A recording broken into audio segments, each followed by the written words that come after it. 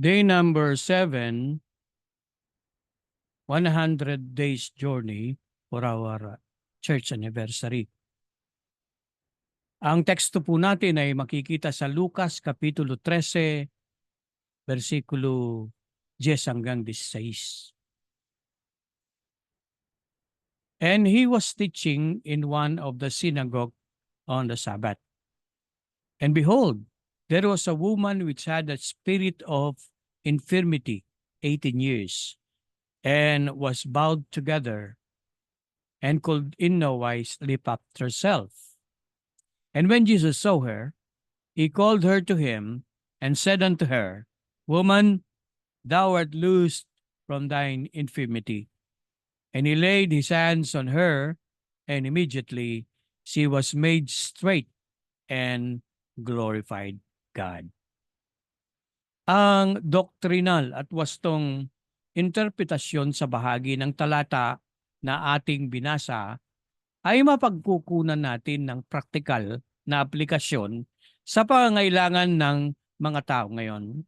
Sa Biblia, hindi lahat ng nagkasakit ay pinagaling ng Panginoon. Itong bahagi na ating natunghayan ay nagpapakita ng tanda para sa mga Hudyo na siya ay ang kanilang Mesyas.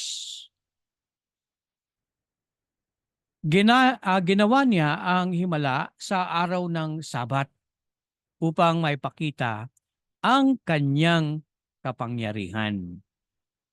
18 taong pagdurusa ang naranasan ng babaeng ito, ngunit nang kanyang masumpungan ng Panginoon, kanyang narinig ang kanyang pagtawag, naranasan ang pagpatong ng kamay ng Panginoon. Kaagad-agad nakahulagpos sa kanyang nararamdaman, siya'y pinagaling at nagsimula siyang magbigay ng luwalhati sa Diyos. Kaibigan, pagtiwalaan mo ang Panginoong Hesus na kaya kanyang bigyan ng paglaya sa anumang pagkalulon sa maling gawain. Kayang gawin ng Panginoong Hesus ang pagbabago sa iyong buhay dahil meron siyang kapangyarihan. At kapag narinig mo ang kanyang panawagan, tumugon ka, kaibigan, dahil siya ang may kapangyarihan upang bigyan ka ng laya. Kagaya ng babaeng ito, nang matanggap niya ang kagalingan, siya'y nagsimulang magbigay ng luwalhati sa Panginoon. Kaibigan, ang buhay mo'y pwedeng gamitin ng Panginoon. Walang imposible sa Kanya. At sa anumang oras na ikaw ay lumapit sa Kanya at magkaroon ka ng personal encounter sa ating Panginoong Jesucristo, kagaya ng babaeng ito, ang kanyang buhay ay nagamit upang magbigay ng walhati sa Panginoon. Manalangin tayo. Panginoon, tunay nga na sa Panginoong Jesucristo ang kapangyarihan.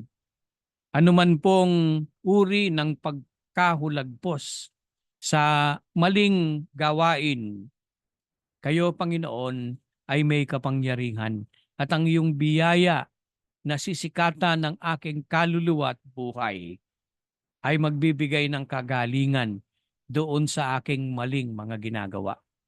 Patnubayan po ninyo ako na ang buhay kong ito'y magamit upang kayo'y paglingkuran at makapagbigay po ako ng luwalhati sa inyo.